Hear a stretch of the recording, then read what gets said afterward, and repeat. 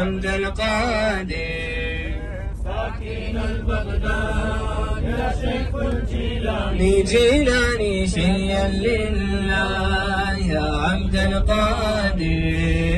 ساكن البغداد يا شيخ الجيلاني ولو ألقيت سري في جبال لدكت واختفت بين الرمال ولو ألقيت سري فوق نار لخمدت وانطفت من سر حالي ولو ألقيت سري فوق ميت لقام بقدرة المولى تعالي وما منها شهور أو دهور تمر وتنقضي إلا أتاني شيئا لله يا عبد القادر ساكن البغداد يا شيخ الجيلاني جيلاني شيئا لله يا عبد القادر ساكن البغداد يا شيخ الجيلاني وتخبرني بما يأتي ويجري وتعلمني فأقصر عن جدال مريدي هم وطب واشطح وغني وافعل ما تشاء فالاسم علي مريدي لا تخف الله ربي مريدي لا تخف الله ربي عطاني رفعة نلت المنال مريدي لا تخف الله ربي عطاني رفعة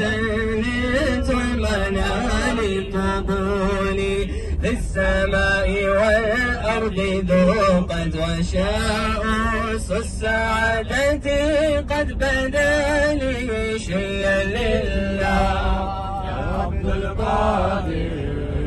ساكن البغداد يا شيخ الجيلاني جيلاني شيئا لله يا عبد القادر ساكن البغداد يا شيخ الجيلاني بلاد الله ملكي تحت حكمي ووقتي قبل قلبي قد صفاني نظرت إلى بلاد الله جمعا كخردلة على حكم اتصال درست العلم حتى صرت كتبا ونلت السعد من مولى الموالي فمن في أولياء الله مثلي فمن في أولياء الله مثلي وما في العلم والتصريف في حالي شيئا لله يا عبد القادر ساكي البغداد يا شيخ الجيلاني جيلاني شيئا لله يا عبد القادر ساكي البغداد يا شيخ الجيلاني رجالي के आप पीर हैं या गौस अल